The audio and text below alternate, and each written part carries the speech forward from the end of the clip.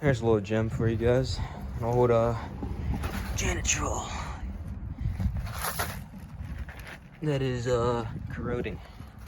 This is at my aunt's house, and it's likely gonna get replaced in the next year or two.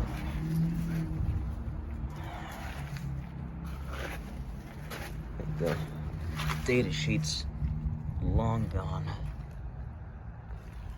Wherever that even was. I'm not even sure where that. That's